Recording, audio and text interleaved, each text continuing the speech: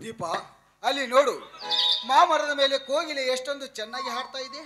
ಹೌದು ಹೌದು ರಮೇಶ್, ಆ ಕೋಗಿಲೆ ಒಂದೇ ಅಲ್ಲ, ಪ್ರತಿಯೊಂದು ವಸ್ತುವೇ ಅದ್ಭುತವಾಗಿದೆ. ಏನ್ ದೀಪ, ಇಷ್ಟೊಂದು ಆಳವಾಗಿ ಮಾತನಾಡ್ತಿದ್ಯಾ? ಗುಡ್, ನಿನ್ನನ್ನು ಮೆಚ್ಚಲೇಬೇಕಾಗಿತ್ತು. ಚೇಚೆ, ಹಾಗೇನಿಲ್ಲ. ಈ ಪ್ರಕೃತಿಯಲ್ಲಿ ಮಾಮರಕ್ಕೆ ಆ ಕೋಗಿಲೆ ಸಂಘ, ಹಾಗೆ ನೇಸರಕ್ಕೆ ನೈದಿಲೆ ಸಂಘ, ಅದರಂತೆ ಪ್ರತಿಯೊಂದು ವಸ್ತುವಿಗೆ ತನ್ನದೇ ಆದ ಅದ್ಭುತವಿದೆ. ದೀಪ, ಈ ನಿನ್ನ ಮಧುರವಾದ ಮಾತು ಕೇಳಿ ನನ್ನ ಮನಸ್ಸು ಚಿಂತಲವಾಗುತ್ತಿದೆ. ಅದಕ್ಕೆ ಈಗ ಏನ್ ಮಾಡೋಣ ಅಂತೀರಾ? ಈನಿಗೂ ಇಷ್ಟು ತಿಳಿದೇನೆ, ಎಲ್ಲ ಗೊತ್ತಿದ್ರು ಮಳಿ ತರ ಆಡ್ತಿಲ್ಲ. ಬೇಗನೆ ಬಂದು ನನ್ನ ಅಪ್ಪಿ ಒಂದು ಹಾಡನ್ನು ಹಾಡಬಾರದೆ ನನ್ನ ಚಿನ್ನ? ಹಾಗೆ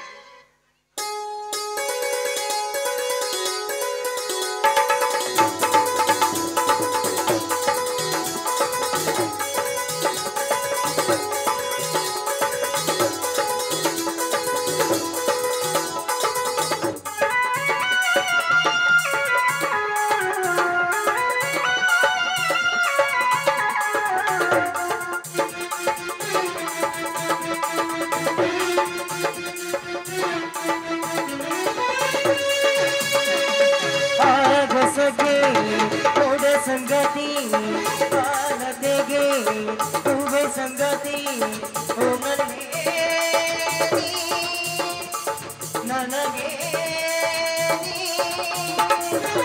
ಉಲ್ಲಾಸದಿಂದ ಆನಂದ ತಂದೆ, ಸಂಗೀತದಿಂದ ಸಂತೋಷ ತಂದೆ, ಸಂಗತಿಯಾಗಿರುವೆ.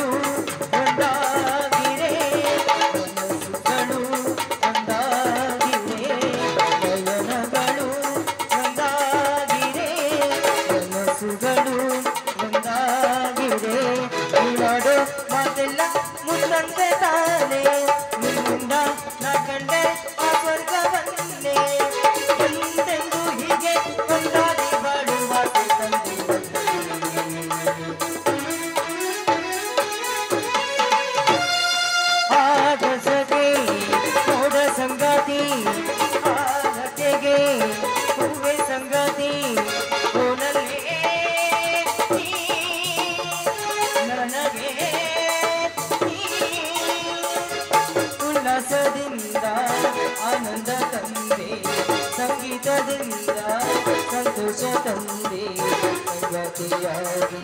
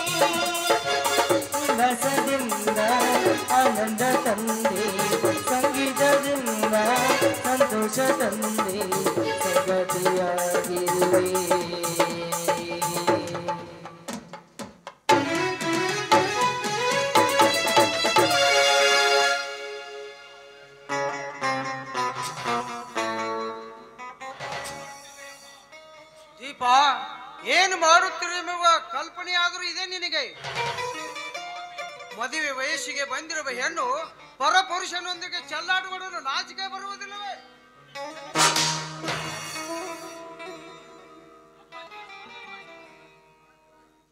ಅಪ್ಪಾಜಿ ಸಮಾಧಾನವಾಗಿರಿ. ಅಂಥದ್ದೇನಾಗಿದೆ ಈಗ? ಅಂಥದ್ದೇನಾಗಿದೆ ಎಂದು ಹೆತ್ತ ತಂದೆಯನ್ನು ಪ್ರಶ್ನೆ ಮಾಡುತ್ತಿರುವೆಯಲ್ಲ. ನಾನು ಅಲ್ಲಿ ರಾಮೇಗೌಡರು ತಮ್ಮನೊಂದಿಗೆ ಮದುವೆ ಮಾಡಬೇಕೆಂದು ಹಂಬಲಿಸುತ್ತಿರುವಾಗ ಪರಪುರುಷನೊಂದಿಗೆ ಚೆಲ್ಲಾಟ ಮಾಡುತ್ತಿರುವೆಯಲ್ಲ. ಬೇಗನೆ ಮನೆಗೆ ಬಂದು ಬಿಡು, ನಿನ್ನ ಮದುವೆ ಏರ್ಪಾಟು ಮಾಡಿದ್ದೇನೆ. ಅಪ್ಪಾಜಿ ಇದೇನ್ ರಮೇಶ್, ನಾನೇನ್ ಮಾಡ್ಬೇಕೆಂದು ಒಂದು ತಿಳಿತಾನೆ ಇಲ್ಲ. ದೀಪ, ಯಾಕೆ ಹೆದರ್ತಿದ್ಯಾ? ನಾನು ಇರ್ಬೇಕಾದ್ರೆ ನೀನು ಯಾರಿಗೂ ಹೆದರ್ಬೇಕಾಗಿಲ್ಲ.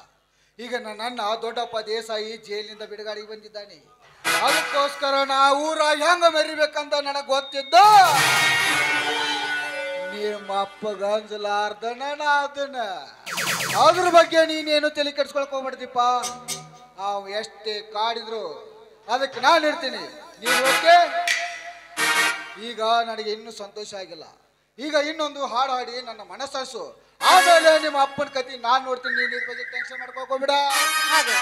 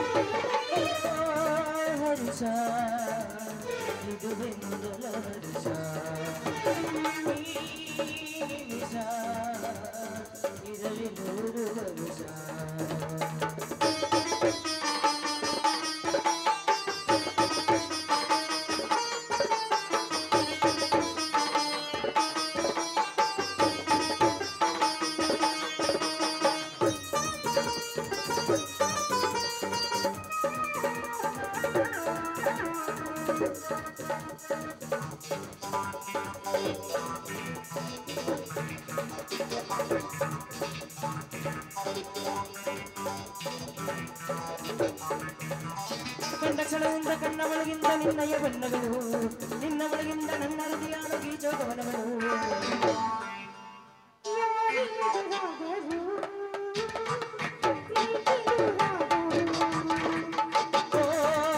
ಹರುಷ ಇದುವೆ ಮೊದಲ ಹರುಷ, ಈ ನಿಮಿಷ ಇದರಲ್ಲಿ 100 ಹರುಷ.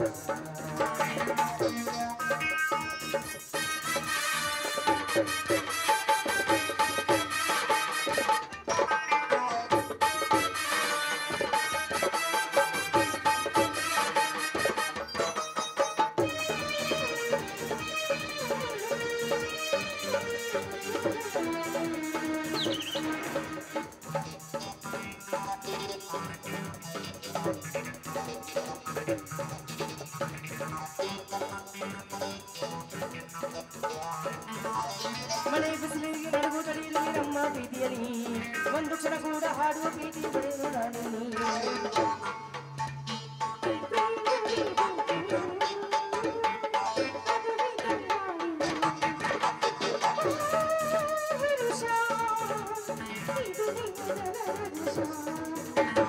ಈ ನಿಮಿಷ ಇದರಲ್ಲಿ 100 ವರುಷ.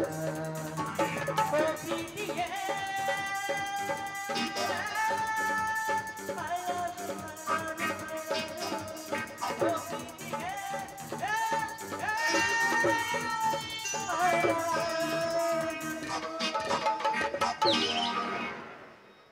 ಏನ್ ದೀಪ, ಈಗ ಸಂತೋಷ ಆಯ್ತಾ?